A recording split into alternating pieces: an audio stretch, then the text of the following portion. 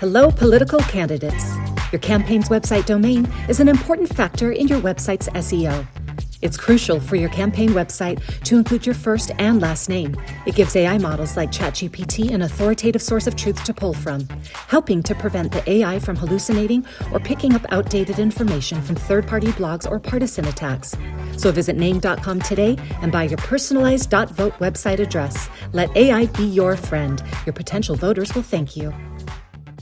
Sam and I are always talking about being prepared, whether it's hurricanes in Florida, earthquakes in California, flooding in Arizona, or supply chain disruptions. Exactly, Chuck. When pharmacies shut down, it does not matter how tough you are, you still need access to critical medicine. That's why we trust Jace Medical. The Jace case comes with 5 life-saving antibiotics and key over-the-counter meds, so you're covered when things get disrupted. And Jace goes beyond just the Jace case. They also offer first aid kits, daily prescriptions, and long-term nutrition with Jace Pantry.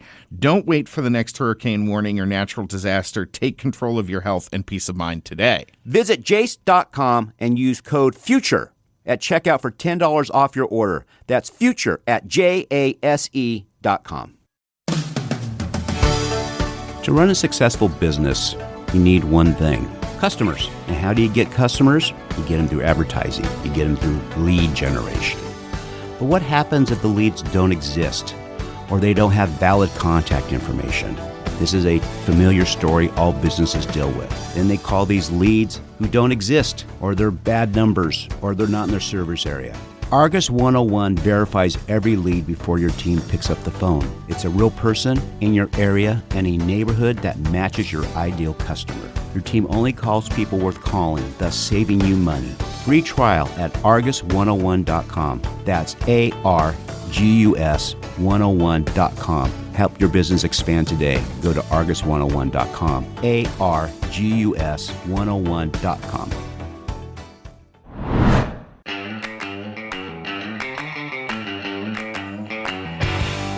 Welcome back to Breaking Battlegrounds. We're continuing on now with Noah Rothman, senior writer at National Review. You can follow him on X at Noah C. Rothman, and definitely check out his books. His latest book, Blood and Progress, A Century of Left-Wing Violence, is available on Amazon and wherever you like to get your books. I like bookstores still. I don't know about you, but, you know. Noah, how many books do you read a month? A month? A month. I want to know how many books you read no a month. books. I don't read a book a month. I wish I could read a book a month. I don't even read for fun. I don't have the opportunity to read for fun anymore. Do you find that? But it's for work. Yeah, I do too. Do you find that frustrating? I find it frustrating. Do you find it frustrating? I mean, I suppose, but also my reading habits are so narrow. I read nonfiction exclusively. Correct. I read stuff that I would read for work exclusively. So there's not a lot. There's overlap there significantly. Yeah. But sometimes, usually, I'm reading something that has a very specific application for my job. But if you go on vacation, do you take a book for fun, or is it just all still work stuff? Oh yeah, no, I take a book for fun, but it's a nonfiction book right. about a subject in an area of history or intellectual history or something like that. That's where I get my entertainment. I save the last 30 minutes of my night for historical fiction just to get my mind off of everything before I go to sleep. Interesting. That's great. I struggle with fiction. I have to force myself into it, and when I do, I enjoy it very much. But otherwise, part of me is just like, well, the actual story is better. Yeah, they're way more important and way better. I totally agree. The problem is, in our business, do you ever get to put it down? No. Like, that's the trick. How do you put it down? How do you put this work we all do down? Yeah, right? Interesting. Let's talk about New York's bodega bailout. Explain to our audience what's happening. It's not top news for a lot of people, but it's interesting for Mr. Socialist Madani to push this, and now he's bailing out the privately run bodegas. Yeah, well, so Zoran Mamdani, New York City's mayor, has a obsession with his city-run grocery store idea. The assumption being that there's quote-unquote food deserts out there, and they need to be remedied through the state. The state will create grocery stores, and it will offer products at subsidized prices, and it will alleviate the pressure on families who just can't get access to food. And it's illustrative. It's funny because this is a $70 million project to create 5 grocery stores. And one of them, they're taking bids from contractors, and they were touring an empty lot in East Harlem. And one of the reporters who was on this tour touring this food desert, walked about 2 blocks east and found a bodega owner who really resents the competition that he's about to face, and should. These grocery stores are going to offer select products at a 30% discount, by which they mean taxpayers will subsidize it. That's going to create competition that those who operate within market dynamics cannot meet. They'll go under, but that subsidization doesn't last forever. So when the subsidized groceries are withdrawn, you have these substandard products in these stores and no competition elsewhere because these stores have eliminated the competition. That is the story of subsidized food products, subsidized grocers throughout time immemorial. This is not a new experiment. Right. So all these guys have been complaining. Well, they're taking the mayor to court, by the way, over this, some of them. So what does the mayor do? He comes out and he produces a small budget grants, 8.4 million of block grants for small businesses, including bodegas. The bodegas owners are getting a bailout preemptively so that they'll just shut up with their objections to this unfair competition from the state. It is they just erect scaffolding to try to keep the rotten foundation from collapsing out from under them. But it's the foundation that's the problem. It's not the implementation. The idea was a bad one to begin with. Well, the other problem, though, is that they're running out of other people's money. I mean, they're just out. They are going above and beyond to find new ways to implement taxes. I think it was Seattle yesterday announced that they are doubling garbage fees so they can fill potholes. I don't know what garbage and potholes are connected, but they have no more avenues to raise this money. People are fleeing. So how do they keep paying? Funny, though? Yeah, how does New York City struggle along with a budget that is the size of the state of Florida's? Right. You can't make it work, guys. Yeah. It is remarkable, and it has everything to do with the misallocation of capital, owing in large measure to the arrangements that the city has made over generations with politically connected constituent groups. Yes. They're just funneling taxpayer cash into the pockets of the well-connected and have been for generations. And then they dare to argue about affordability with us. Well, and how we just aren't allocating our capital in the right ways. It's really great. Yeah, I was watching a series on the mafia, the origins of the mafia, on Netflix this past week. And the government there is no different than the mafia. They're just paying off constituents, so they do what they want them to do. It's no difference. It's the same system. They just do it under the government umbrella. I actually think there is a difference. The mafia used to get things done. Yeah, that's true. You talk to any old-time Las Vegas person, they said it was safer when the mafia ran out of town. They got it done. I mean, anybody in Vegas who was there during the mafia says it's safer. It was the same in Boston, growing up there in the 70s, 80s, where the mafia, you had, the Irish and the Italians, each had their portion of town. There was no random violence. No, it's very true. Go ahead, Noah. I just don't know. I wouldn't romanticize the 1980s. But it's just remember, I was in Boston, not New York City, so different environment there. Then we did the big dig, and all the mobsters got rich and left, and random violence exploded. Darlene Graham, I was really surprised she gave this response in the debate. Can you tell us about it? So was I, in part because it was one of the worst debate answers I've ever heard. Yeah, it's especially knowing ranks up there. Especially knowing who her brother was, right? That's what he's known for. Yeah, that's the other thing. When Lindsey Graham was not navigating a confirmation fight as the head of the Judiciary Committee, ranking member or chairman, he was talking about foreign policy. It's all he ever talked about. So I asked, did she not pick any of this stuff up by osmosis, just sitting around the table with the guy? For listeners who may not know, Senator Darlene Graham, the appointed senator who replaced Lindsey Graham after his untimely death, was in a debate with her opponent, Ralph Norman. She was asked a very simple question about Taiwan. How does Taiwan relate to American national security? You can go anywhere with that. You could talk about trade relations, our military posture, alliance dynamics, you name it. But what does she say? She says, I'm just going to be honest here. I'm not that informed on national security. But I do support the military. Just paper over all that. You couldn't be bothered to even, just look at a briefing book. Everyone comes up with 2 sentences for that. I mean, come on. So I have some real. You can fake it. Anybody here can fake it. Well, when I heard about it, I just know his team grown up. Because I was close to the Lindsey folks. I did their 212 campaign when the Tea Party went after him. They called me 2 weeks ago to contribute to her, which I did. I mean, it's sort of this, Lindsey built this family type thing, right? And when that answer came, I just know they all groaned. I mean, because she has his team running it. It's just like that's the one question you have to answer, being Senator Graham's replacement. Well, some people thought it was refreshingly honest. Like, I'd much rather hear senators say they don't know about something than filibuster their way through a subject and make no sense about it. And there's something to be said for that. I mean, if she was going to answer that in a way that would make her look even more unprepared, maybe she took the path of least resistance here, at least the least pain. But that's not an explanation. It's not a defense of her conduct. It's actually a further indictment. If she really has that little understanding, comprehension of what is essentially the scariest flashpoint on the planet Earth, that a high school senior should be expected to rattle off what our national interests are in the Western Pacific. I struggle to see the rationale for supporting that candidacy beyond the fact that she's Lindsey Graham's brother, which does nothing for me, or sister rather, which does nothing for me. Yeah, politicians who know nothing about the actual world, whether it's Mamdani or any other, are dangerous. It's just too much. Noah Rothman, thank you so much for joining us once again, folks. Follow him on X at Noah C. Rothman, and make sure you're grabbing his book, Blood and Progress: A Century of Left-Wing Violence. It's available now. Breaking Battlegrounds is coming back. To run a successful business, you need one thing: customers. And how do you get customers? You get them through advertising. You get them through lead generation. But what happens if the leads don't exist or they don't have valid contact information? This is a familiar story all businesses deal with. Then they call these leads who don't exist, or they're bad numbers, or they're not in their service area. Argus 101 verifies every lead before your team picks up the phone. It's a real person in your area and a neighborhood that matches your ideal customer. Your team only calls people worth calling, thus saving you money. Free trial at argus101.com. That's ARGUS101.com. Help your business expand today. Go to argus101.com. ARGUS101.com.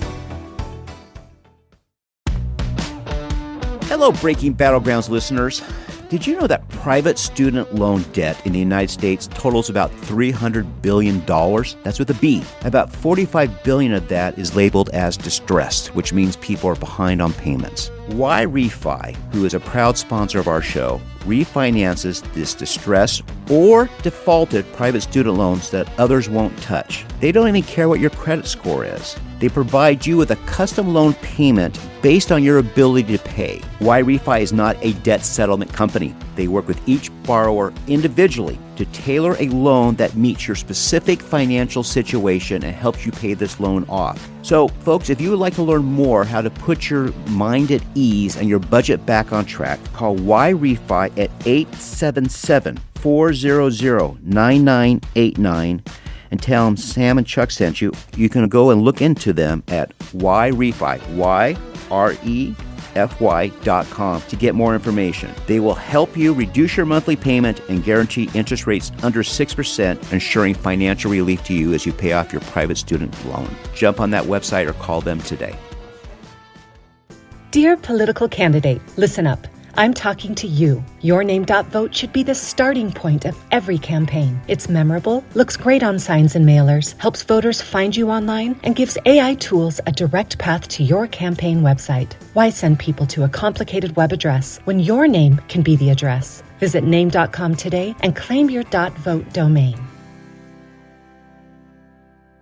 Sam and I are always talking about being prepared, whether it's hurricanes in Florida, earthquakes in California, flooding in Arizona, or supply chain disruptions. Exactly, Chuck. When pharmacies shut down, it does not matter how tough you are, you still need access to critical medicine. That's why we trust Jace Medical. The Jace case comes with 5 life-saving antibiotics and key over-the-counter meds, so you're covered when things get disrupted. And Jace goes beyond just the Jace case. They also offer first aid kits, daily prescriptions, and long-term nutrition with Jace Pantry. Don't wait for the next hurricane warning or natural disaster. Take control of your health and peace of mind today. Visit jace.com and use code FUTURE at checkout for $10 off your order. That's FUTURE at JASE.com. In today's digital world, standing out is more important than ever. Whether you're running for office, leading a cause, or hosting a vote for the cutest pet in town, you need a web domain that's simple, memorable, and action-oriented. You need a .vote web domain. It's clear, impactful, and establishes a lasting presence for your campaign. Don't wait. Head to GoDaddy.com or Name.com, type in your name.vote, and get started today. Because after all, Every pet deserves a web address that's as special as they are. Murder, mystery, secrets untold. The truth gets set free when B gets a hold. Crimes where killers roam off free, or even ones where they get caught at the scene. From cold case files to headline news, she's breaking it all down just for you. So come take a seat, don't miss a beat. These crime corners where the stories go deep. Okay, so Pablo Escobar would be really proud about this one. This is the Pablo Pledge Escobar case that just happened in Penn State, the cocaine ring. This has been going on from 2023 to 2024. Has it been going that long? Same crew? Yep. So it was tied to Sigma Chi and Delta Epsilon. They both are no longer affiliated with the university. Delta Epsilon was actually already not affiliated with the university. So they had been involved for a while, but not with Penn State. So 14 were charged, 13 were current and former students, and one father of the students, one of the... A prominent attorney. Yeah. So the main suppliers were Augusto Abatiglio, and he was the one nicknamed Pablo Pledge Escobar online, and then Thomas Robinson, whose father was the one involved. And his father was actually one who tried to hide evidence, and it was just drugs and money in a safe. But pretty much they had all of these guys in the frat, and the guys that wanted to join the frat, these pledges, cutting, running, packaging all this cocaine. They had trips from New York. They had trips to Philadelphia. They had like a full ring going. Like, this is some straight up Penn State cartel. Have you seen the Instagram meme? They show the workout, guys tossing weights to one another. Yes, it's hilarious, but you kind of have to respect it. I mean, it's impressive. It's really impressive. So how'd they get caught? Venmo, Cash App, Zelle, and Snapchat. And they also had a lot of like police and investigators like in on the case by setting up drug deals and stuff, because they controlled all of it. So unlike our friends in the cartels, they didn't work with cash. They used Cash Apps and Venmo. So the cartels footprint will use a lot of that too, but they're much smarter about this. So what they'll do is hide it behind other transactions. Right. So in other words, I buy some tchotchke for $50. Mm-hmm. It's a 50-cent tchotchke. Right. The cartels. When I was reading this, I started laughing about these kids because I'm like, oh my God, they were amateurs. No wonder all these cops were onto him. They must have been laughing the whole time. They still went 2+ years. I mean, they started it in school and they kept it going out of school. What they did was keep it for 3 to 6 months before the police got onto it, and then 2 years for a deep dive investigation where they were going to take them all down. Literally, that's what we're dealing with here. This has been going on the last couple of years. These guys have just been putting themselves deeper and deeper. What were they doing with the money, by the way? Were they buying things? Were they noticeable? They're literally just like funding the fraternity, because one of them, the one that was kicked off, I can imagine they had to fund their fraternity, like because they weren't like affiliated with Penn State anymore when this was going on too. Has there been any numbers thrown out how much they've sold? No, but there was lots of kilos. There's more money than is showing up. The money trail is going to be interesting because Do you think it's 7 digits? Oh, easy. Mm-hmm. Yeah, no, it's multiple 7 digits. 8 digits? Yeah, maybe probably over 2.5 years. Yes. I mean, they were making. So I think chops. there is someone behind this, whether it's the dad or one of these kids or something, that was actually siphoning the cash out of this. I think Abatillo was the mastermind behind this, because he also had one of his pledge brothers that owed him money for giving him money for a spring break trip or something like that, and he owed him money. He had him like literally smuggling the drugs places to pay it off. So he had a good little assembly line. There was a money person behind this who was yeah. So what will they face if they get convicted? What are they looking at serving? Probably 5 to 10, but it'll get knocked down to 2. They didn't include any hazing charges either for forcing the pledges to do it, because the charges were so strong on like this is a drug related thing. They just kept it in that realm too. I mean, what's interesting here is if this was a black fraternity, they would all be walking with 6 months and slaps on the wrist. I mean, and I'm not I'm not running from saying that. A white fraternity there, they might actually get the heavier sentences. Well, they should. Yeah, I don't disagree. I mean, look, this is bad. I don't believe you should be giving these light sentences to anybody. And there's, by the way, and they've indicted how many or charged how many? 13. Well, 14 total. 13 students. There's probably a couple hundred people they can charge on this. Oh, Easy, yeah. There's so many people who could probably get away with it. Well, and remember, they've got lines on buyers and it's other distribution networks off of this thing. So, I mean, there's a lot there. Well, all right. Well, folks, go to school to learn. And cut some kilos, I guess. Cut some kilos. Is that Penn State's new motto? That side job is not that side job. It's like economics and chemistry. Penn State gives us some good scandals. Got to respect it. Yeah, they do. Breaking Battlegrounds coming back with more. No scandals.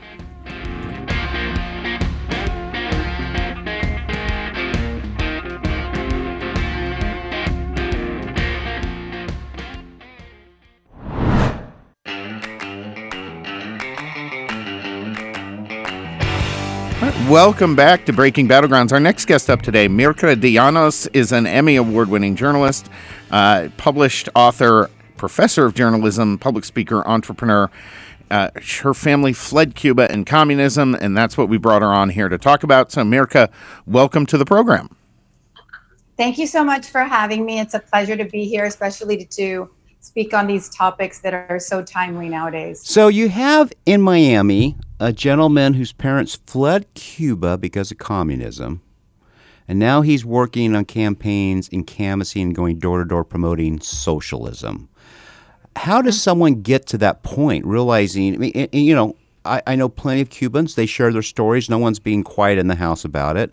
How does he get to that point? What would you tell him if you had 30 minutes with him at lunch? Well, I think that I'm sure his family has had this conversation with him. I think sometimes what happens is you get around other people, you start hearing the message. Maybe you feel like you don't have enough money, or maybe you're someone that's had a cushy life in a way because your family worked so hard, and you feel like this is the cool thing to do nowadays, to just hang out with other young people that say radical things. So maybe that's the case. I don't know him personally. That's something you would have to ask him. But that's why I posted yesterday specifically just asking the question. And I got so many comments because this is something very emotional, especially for people that have fled communism, obviously. But I think that maybe the other day, Vice President Vance was speaking about the fact that if the economy is not fixed, in a way, that's the entrance point for a lot of young people to feed into the policy that, well, you know,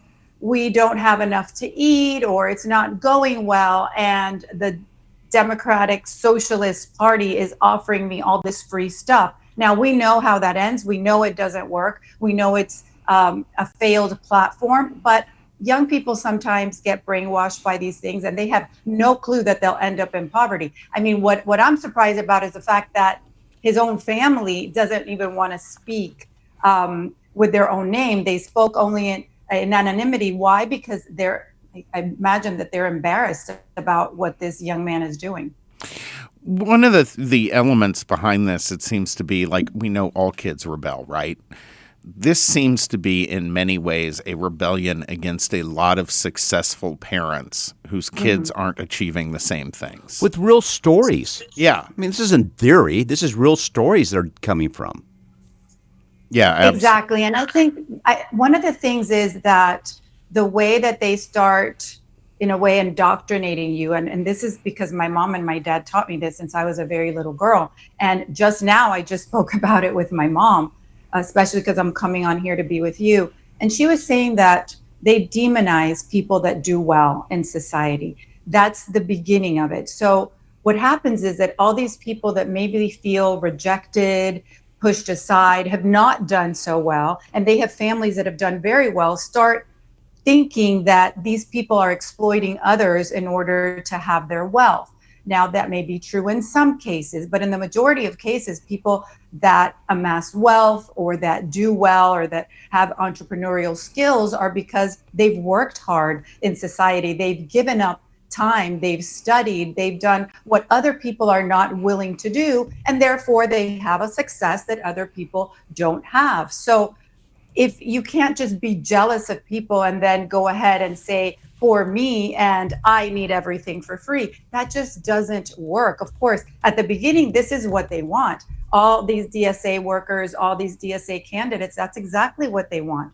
They want to be able to give free stuff away. As a matter of fact, that's what they promise. That's now not how it ends up. If one thing we know for sure is that in socialism and communism, all the wealth, they say they want to spread the wealth, right? But they actually don't. The country ends up in poverty. The people end up in poverty. And the elite, which are the people of the party, are the ones that end up being able to eat what they want in the private planes, having all sorts of mansions and everything else. They are the ones that amass the wealth.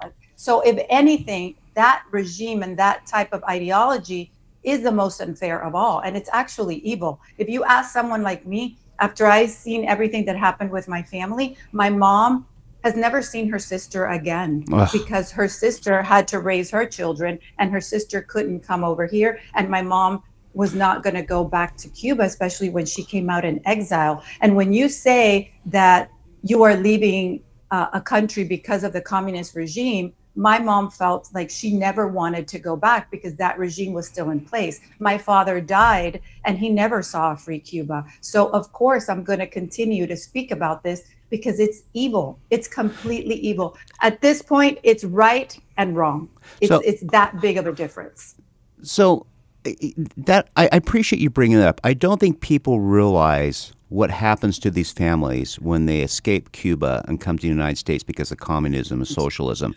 And everybody has a story like that, right? They're just, when they leave, they don't see family again. Am I wrong on that? Well, there's people that after they get their citizenship, they have gone back to Cuba. And that's something that's debatable because there's two sides of the story and then two schools of thought, which one is that you shouldn't go back to Cuba because you are giving money to the regime. Now, that is 100% true. But I do have compassion for people that have elderly parents or children that they left behind.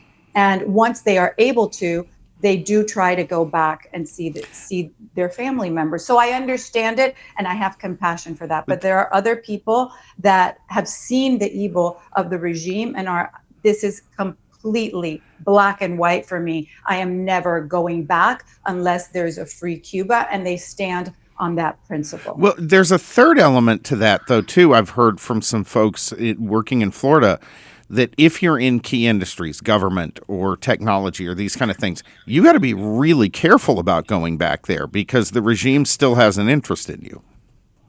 Oh, absolutely. And I'll tell you something, you cannot go to Cuba without them knowing exactly what you're doing 24/7. As a matter of fact, many years ago when I worked for the local station, I first worked for the local station in Miami for Univision, and then I worked for the network. But when I worked for the local station, the Cuban government knows exactly what everyone's doing. They have tentacles all over the world. Now, we know this for a fact, and I'll tell you why, because I was 23 years old and I went to cover a story and I went to the Cuban interest section in Washington, D.C., which is what they had. Obviously, they cannot have an embassy. When I walked in there because I wanted to ask some questions, there was a guy at the top of the stairs that said to me, "What are you coming here to do, Myrka? You're coming to bomb us?" And I was like, "What? How do you know who I am?" He's like, "We know everything." So they were in Washington, D.C. I worked for a local station at that point in Miami, and they knew exactly who I was. Why? Because our station would speak out against the communist regime. They know exactly what's going on. So if you go to Cuba, if I go to Cuba tomorrow, they're going to know that I'm a journalist. They're going to know my stance because I'm public about it. And they're definitely going to follow me. So anybody that tells you that they do things freely when they go to Cuba and that the government has no hand in it is lying to you. So it just doesn't make sense. What role does, you worked at Univision, NBC, you've had a prominent career as a journalist. What role does Spanish-speaking media in the United States play in this current debate on socialism and communism? Well, that's a long answer. I'll try to answer it succinctly for you. Thank you. I'll tell you that when I began in the local station, we were very much pro-freedoms, pro-U.S., because it was the local Miami station. Okay. I'll tell you when I went on to the network as time passed, I would say in the last 10 years, there's definitely a bent towards the left. And that's why I was pulled off the air at NBC Telemundo. Did they tell you that? What did they tell you last year? Did they tell you? I mean, so I've had two former Telemundo anchors work for me, and one just said I quit because she was an anchor, and she did a story, and they literally were changing the verbiage of it on the teleprompter as she's doing it. They both just quit. They just said, I'm absolutely not doing this. You're not letting me be a reporter. Did they tell you that's why? Just like, no, we have a different editorial bent. How do they handle that with you? Well, I'll tell you, when it first started, I came on an opinion show, which I had never done before. You know, we're taught as journalists, you don't give your opinion, right? But television has changed and journalism has changed. So I said, well, I'm going to take an opportunity. I had guest hosted on The View many years back. And we weren't discussing politics at that point. That was when Barbara Walters was still on, and she invited me on. So at this point, I come on this opinion show, and I specifically told the producer, you know, I am conservative. I have Christian biblical values. Therefore, I'm 100% pro-life. And I was explaining my stance on things. And he said, oh, absolutely. That's what we want. So they used my voice to promote the show, and it brought in ratings. And later, when we went through the election year, and I was seeing, so I hosted much, the first block, which was news, the hard news, and they had some pop culture and other things on the show. But I would moderate that first part. And when I started seeing the way they were framing some of the stories, well, obviously as an anchor, I'm able to go into the rundown and I'm able to write and put things in my own language. Have always done this. At this point, what they started doing was limiting the fact that I could write my own scripts. Can you imagine that? Yeah. So I went to my boss and I said, well, this isn't right. The way that this is written is incorrect. It's actually factually incorrect. You're actually lying to our audience. I cannot do that. He's like, well, you can fix it on air. I said, no, but I want to write the script correctly. So what I would do is give the facts, and then later we can speak about our opinions on these facts. I wanted to be very clear that I wanted to give the facts first and then have an opinion. What they started to do is they kicked me out of the rundown. They didn't let me write the scripts at all. And they would write things that were completely bent towards the left and against President Trump and against anybody that had any stance. So what I did was I would ad-lib the scripts many times. As a matter of fact, I'm going to tell you something really simple that's outrageous to me. There was someone that was picked up by ICE, and he was accused of raping children. And I said, the pedophile did this and this and this. You know, I'm sorry. Sorry. My producer said to me in my ear, he's not a pedophile. He's only been accused of molesting children. I said, he raped children. It's already been announced that he is guilty of raping children. He is therefore a pedophile. She's like, no, you can't call him a pedophile. And I said, I will call him a pedophile. So it was things like that that started to boil up. And one time I just said, you know, all of you guys are bent towards the left, and you're actually pulling me off of being able to write scripts or have anything to do with the scripts because of the fact that everyone here is bent towards the left, and you're discriminating me. And because of that, I was sent to HR. I was pulled off the air for 10 days, et cetera, et cetera. And then eventually, in the middle of my contract, I was called in one morning and just said, that's it, you're done. You're not going to be with us anymore. And I said, well, why? They said, oh, we're going a different direction. And obviously, at this point, they don't have any conservative voices. Last point before we let you go here, because this is something you keep hearing a lot from all of these pro-socialist, pro-communist kids. What's never been done before. Real socialism has never been done before. What's your answer to that as the last word? That's not true. I mean, they have a narrative that they continue to spew out constantly, and just take a look at all the countries. If they say that, I also have people that comment all the time when I come out and speak and say, oh, socialism is not communism. Oh, give me a break. Of course it is. It is the gateway, and it leads to that. And by the way, there was, I think I'm gonna post on this in the next couple of days. There's a video where you can see Fidel Castro, and this is something my mom always told me. He always said, we are not communists. We are actually Christians, and they would wear crosses around their necks. So no, of course we are not communism. We want to help you. We want to help the people. We want the races to get along. They would pit the whites against the blacks. Can you imagine? Does it sound familiar to you? Yeah. So exactly. So he always said he wasn't a communist. And once he was in power on January 1st, he said, and by the way, we are communists and there is no God. So they will lie to you straight to your face. Do not believe what they're saying. This is very important for people to know. We're not dealing, I feel like Americans in this country are very used, this is a noble country.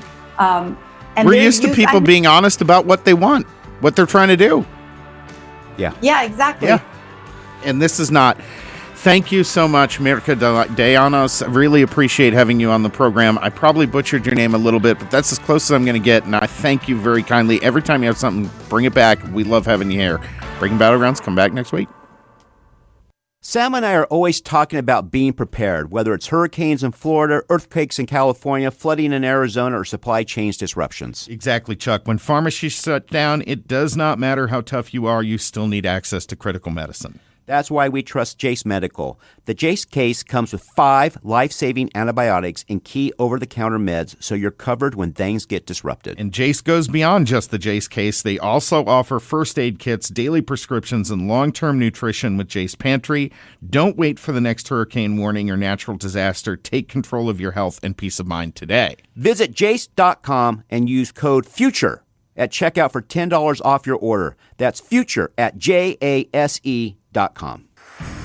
Dear political candidate, listen up. I'm talking to you. Having an exact match domain like yourname.vote isn't a luxury, it's campaign basics. It's easy to print on yard signs and mailers, easy for voters to remember, helps people find you directly, and gives AI tools like ChatGPT a clear source for campaign information. So why settle for a long patchwork website address when you can own your actual name with a .vote domain? Visit name.com today and claim your personalized .vote website address. Hello, Breaking Battlegrounds listeners.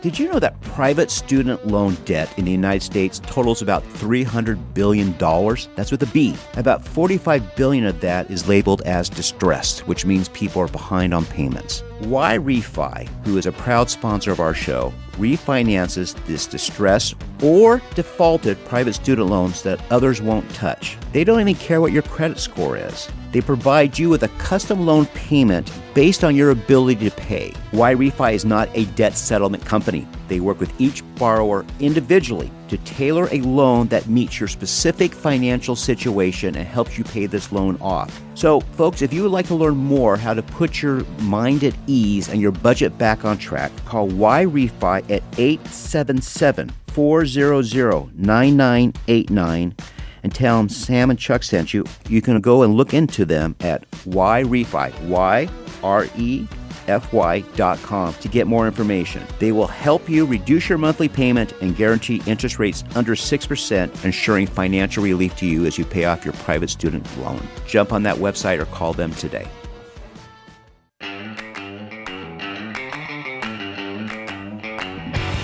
All right, welcome back to Breaking Battlegrounds. Our next guest up today, Jack Cheevers, is the author of Active War, Lyndon Johnson, North Korea, and the Capture of the Spy Ship Pueblo.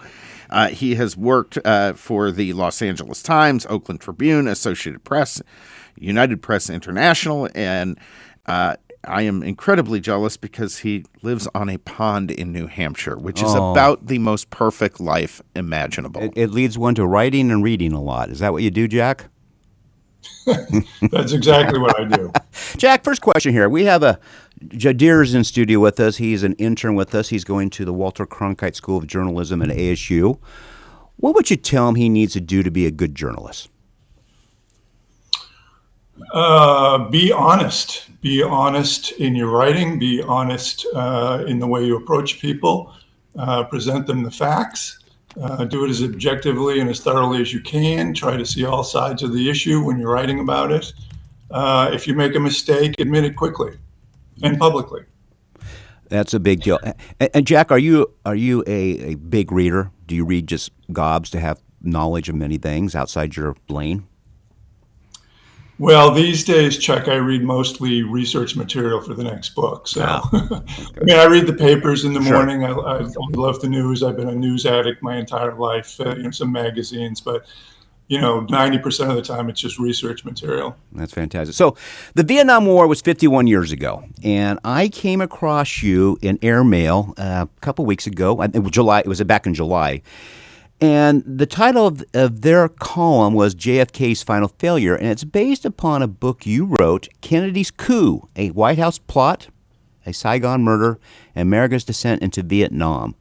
Tell us about the book and why this moment was so important regarding the Vietnam War. Well, the book is about the Kennedy administration's covert encouragement of a military coup against the president of South Vietnam, who was a longtime U.S. ally. This took place in 1963. And the upshot of the coup was that the president of South Vietnam, a man by the name of Ngo Dinh Diem, and his brother were brutally murdered. And the South Vietnamese government was essentially decapitated.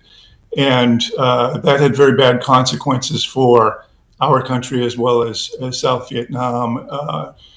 It led to a lengthy period of political instability and turmoil in South Vietnam, bordering on chaos at times. Kennedy, of course, was assassinated in November of '63. Lyndon Johnson took over as president. Lyndon Johnson did not want to get involved in the Vietnam if he could possibly avoid it. But the Pentagon put a lot of pressure on him, Robert McNamara and the Joint Chiefs, to step up U.S. involvement in the war. And Johnson finally gave in to those recommendations. And in 1965, started sending in U.S. combat troops and bombing North Vietnam. That was really the initial period for the U.S. The big U.S. buildup in the war, which of course went on for years after that, and the consequences were very bad, as we all know. Why did the Kennedy administration, encourage this coup? And basically, it doesn't even sound like it's Kennedy. It sounds like it's the middle managers. Why did they encourage a coup? Well, as I mentioned earlier, the U.S. and South Vietnam had been longtime allies. Kennedy and Diem. Kennedy had met Diem. He liked him. He admired him. When Kennedy was in the U.S. Senate in the 50s, he was very supportive of South Vietnam and South Vietnam getting independence from France. It had been a French colony for about 100 years. And when Diem requested U.S. aid in fighting the communist-led Viet Cong guerrilla army in 1961, Kennedy acceded to that and gave a large amount of U.S. military and economic aid to South Vietnam, including several thousand U.S. combat advisors. These weren't actual combat troops. These were guys who went into the field with the South Vietnamese army and advised them on how to pursue the Viet Cong.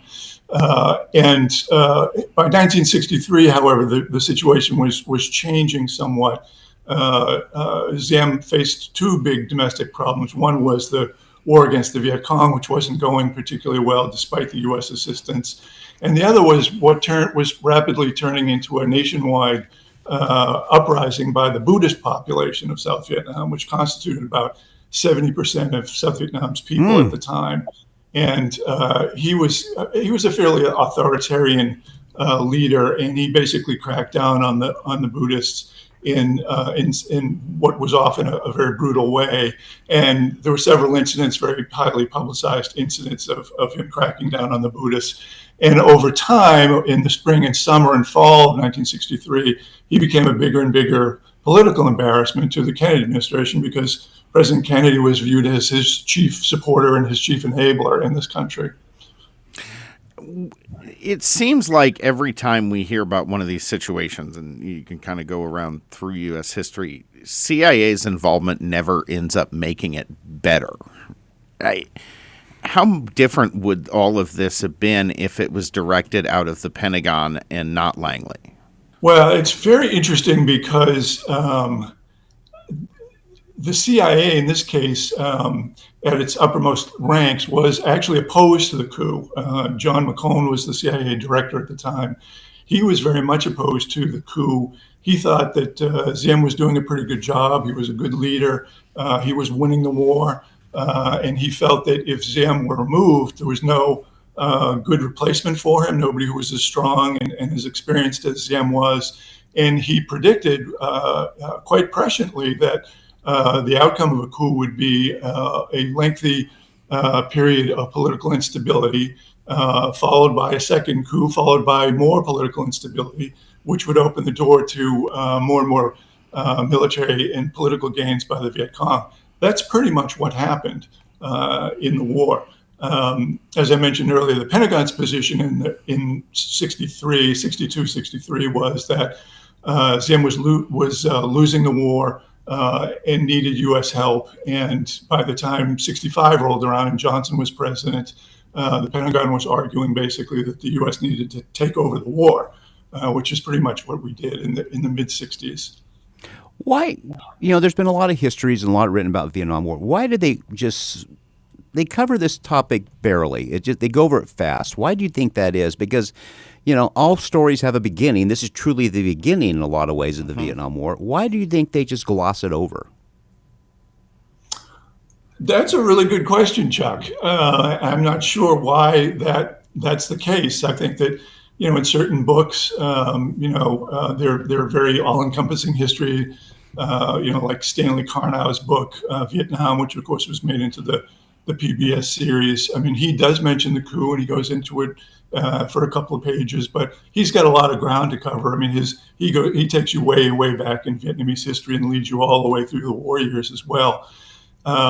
There was one other book written that was pretty much focused exclusively on the coup that appeared about 40 years ago. Ellen Hammer's book, A Death in November, which was kind of a double entendre reference to the fact that Zim and Kennedy were both assassinated in November of 1963. But I really can't answer that question. My best guess is that most books are covering a longer period of Vietnamese history than mine does. Mine's focusing pretty much on this event and the consequences that followed it. I'm always interested in this. We were on a show yesterday. We were talking about what's the background story of your favorite song, because most songs have a background story. What brought you to spend time by the pond and write this book? I've always been interested in the origins of the war. I kind of grew up with the war. I was 9 years old when Kennedy was killed, and so the war was in the background. By the way, do you remember when he was assassinated at 9? Do you remember it? Did it stick in your mind? Oh yeah, absolutely. Absolutely. I remember exactly where I was, what I was doing, where I was going. But as I grew older in the 60s, I mean, the war was always in the background. It was on the network news every night. It was in the newspaper headlines every single day. It wasn't until I got to college that the last U.S. troops were withdrawn from South Vietnam in 1973 under President Nixon. So it was always there, and it was very traumatic for our country. I don't have to even say that to people. And I wondered, how did this thing get rolling? How did it develop? And, I started doing some reading. Our involvement really goes back to the end of World War II in the Truman administration. But I came across the coup, and it was a fascinating story. I mean, it involved all sorts of interesting characters, all sorts of interesting political dynamics and personal clashes between, American officials and Vietnamese officials and so forth. And I just thought this would make a hell of a good book. So I just decided to focus on the coup and the outcome of the coup. We have a good friend who says every generation rebels. The 60s generation was the first that won. And that has had really dramatic consequences for the country ever since. It changed the culture, changed the direction of the country. As someone who grew up in the midst of that, how psychologically significant was the war for kids growing up in that period? Well, I mean, I was fairly young. I was just a teenager as the war unfolded. But, by the time I reached high school, the war was very much present in people's lives. I grew up right outside Boston. Boston was a big hotbed of the anti-war movement. And, kids in our high school were starting to go, there were starting to be sit-ins, and, the kids were starting to go to Boston Common to participate in the demonstrations and so forth. I was never really an activist in that sense. I was never really a joiner, but I was a careful observer, and it was very, very much present in the lives, my life and the lives of my friends as a kid. What could have been done differently? I mean, had this... Say there's no assassination. Say there's no assassination. What happens? Yeah. Obviously, that's speculative, but... Yeah, it's very speculative, and frankly, you can argue it both ways. I mean, if let's say that Ziem wasn't assassinated, there's an argument to be made that he would have tamped down the Buddhist rebellion, that he would have pulled together the strategic Hamlet program, which wasn't great, but was out there. The infrastructure was laid down for it.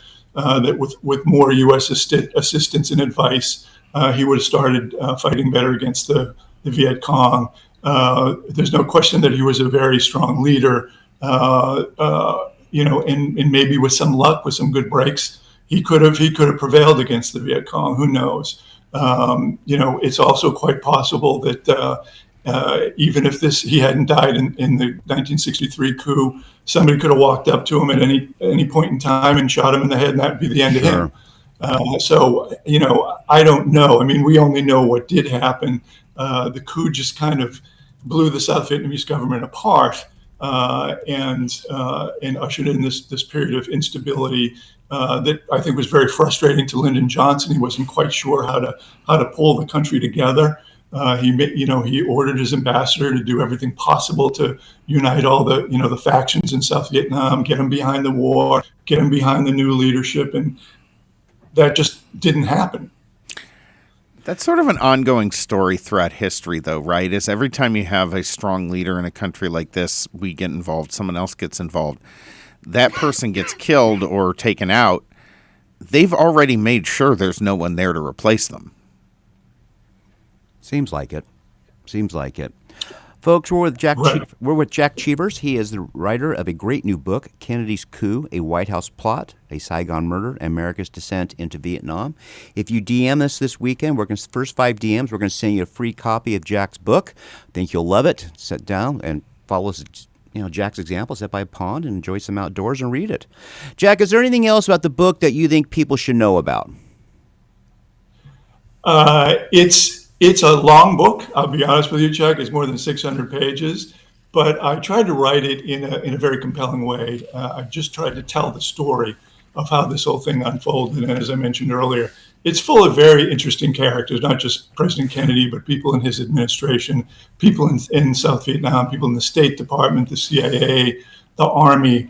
I think it's something that will pull the reader right through it to the end. At least that's what some of the reviews on Amazon tell me. It's not for everybody. You really have to sit down and spend some time with it. But if you're interested in the war and how the war got underway, how we got involved in it, I think you'll find it worthwhile. I often wonder, and you're a writer, I often wonder books of 600 pages, if you split them up in 3 volumes, if more people would read them. Because there's some... the enthusiasm of the succeeding reading 200 pages, then you get the next volume, right? It's I wonder when a publisher is going to try that.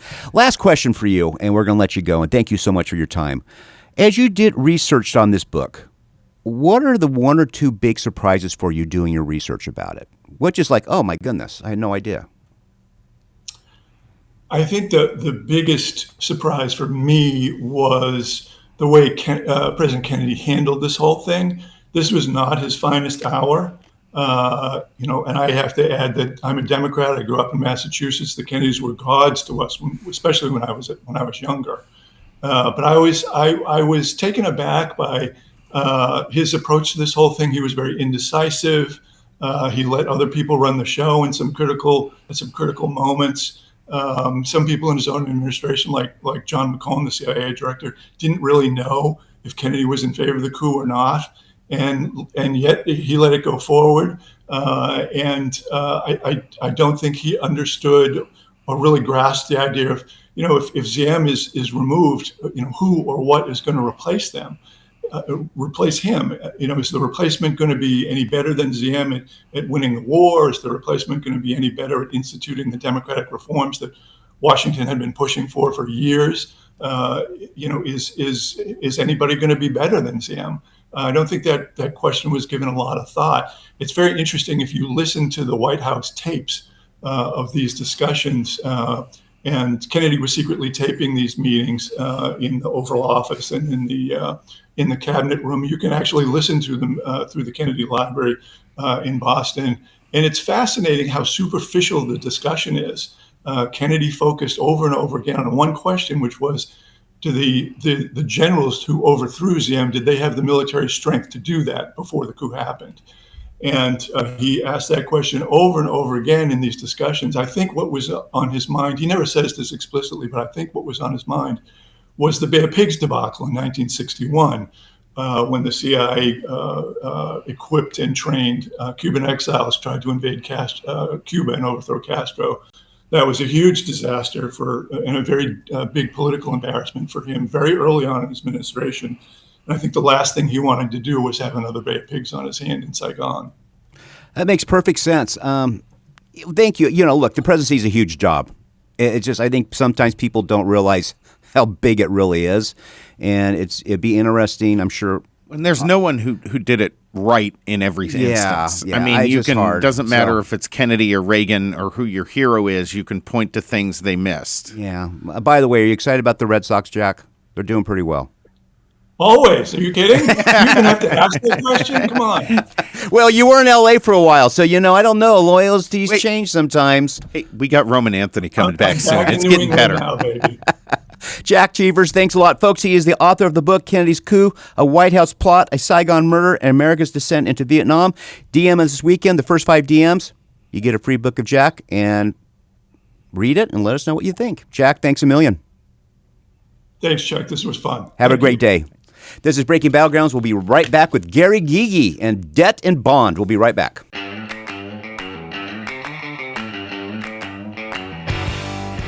Welcome back to Breaking Battlegrounds. Our next guest up, Gary Gygi, is president of Gygi Capital. You've heard him here before, and obviously talking about debt, because that is, well, frankly, it's not talked about enough, Chuck or Gary. Our national debt, we're not getting serious. There's no indication, and it's getting worse. Gary, so we have a $40 trillion national debt that was announced this week. Now, I think, what do we owe ourselves? $13 billion of that? It's like we borrowed it's each like other. $9 trillion of that is. So get rid of that. And then it's affecting the bond markets, right? So explain, folks, how they're connected and how this affects the value of their paycheck and what they should be doing as if they're looking to invest. Yeah, so there's not a direct impact to their paycheck right now.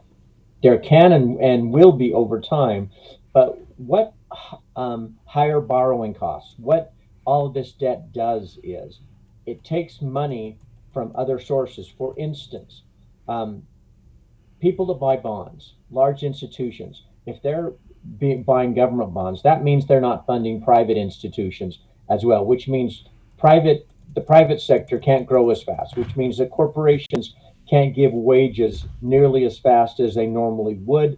That is a big deal to employers that are trying to give raises, but it impacts your purchasing power. And so we've talked about this before, how government is the creator of inflation. If government spends too much money, the Treasury creates money, then the Fed buys it. That is what creates inflation. So if your purchasing power is diminishing because the dollar is weakening, that is going to affect your ability to buy products. So indirectly, yes, it is going to affect your paycheck, but it isn't as if your next paycheck you're going to see a drop in whatever you receive. But over time, if the government's going to service this debt, then they may have to raise taxes or they may have to cut spending. So it is a serious, serious problem. I've been talking about this for a long time. We talked a lot about this and about growing our way out of it, but we're reaching a point now where you can't grow your way out of it without very serious inflation. And so have we crossed that inflection point? where 5% annual growth is no longer going to, over, let's say, a decade or 20 years, is no longer going to be enough to make a significant dent? So, Sam, here's my take on this, which is that you can grow your way out of this, but government's not doing the things that they need in order to make that happen. And what I mean is they're not cutting spending. Right. That is the component that gets ignored constantly, as if the Republicans cut tax rates, which will spur the economy. They regularly fail to cut spending at the same time. Democrats never cut spending. So Democrats will raise the tax rates on people, but they will never cut spending. And so Congress and administrations for at least the last 25 years have been kicking this down the road where they never cut spending. They always say that they're going to either raise taxes or grow their way out of it. Sam, I believe they can grow their way out of it, but they've got to cut spending in order to make that happen. Would they have to cut spending, or could they, in other words, just maintain a baseline? And that's where we've argued in the past, is like, okay, if cuts are too tough, can you just not increase it anymore while you grow?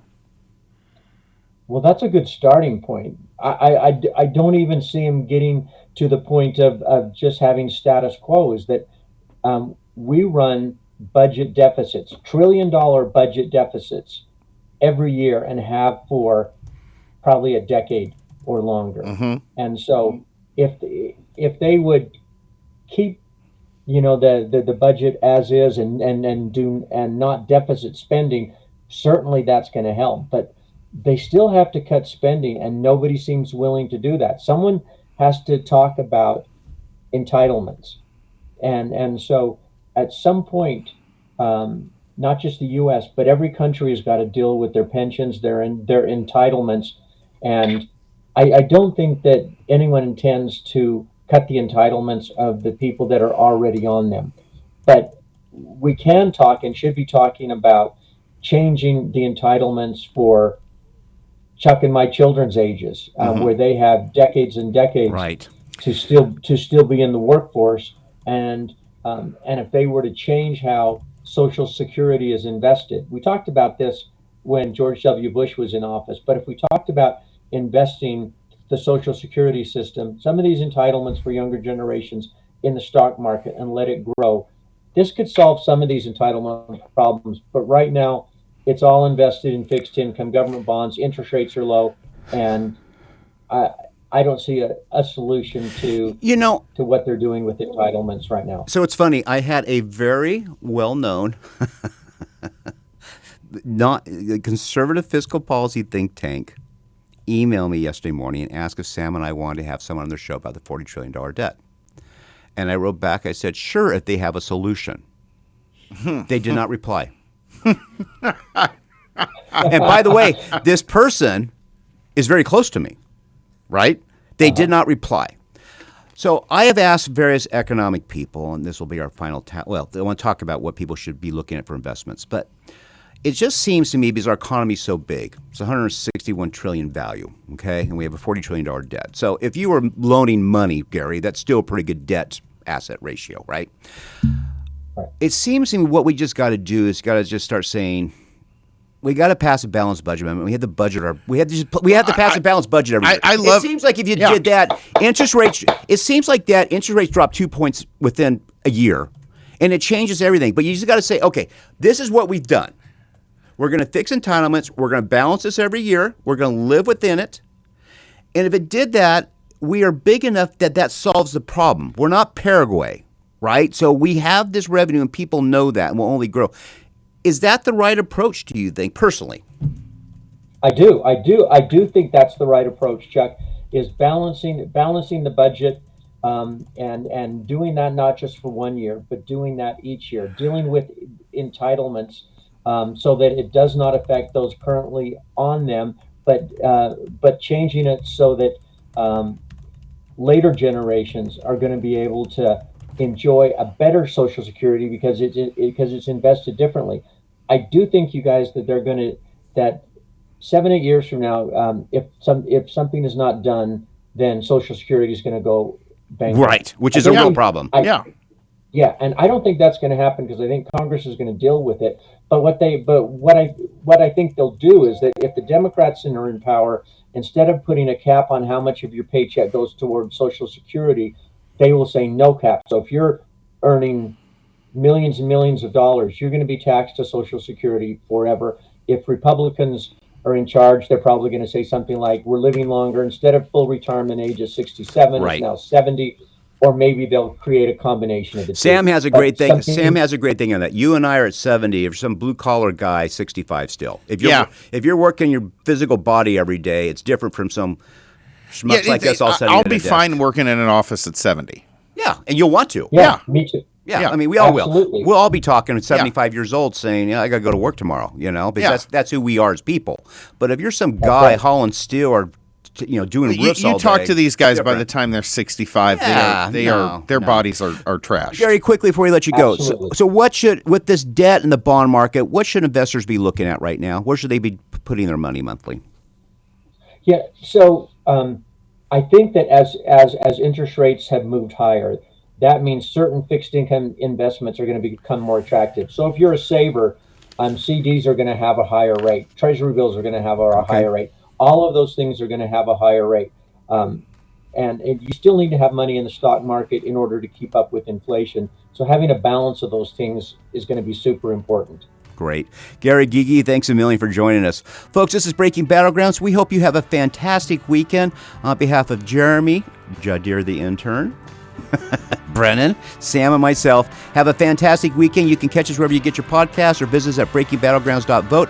Obviously, 1.2 million of you have since January, and we appreciate that. Or you can subscribe with us on Substack. Have a great weekend.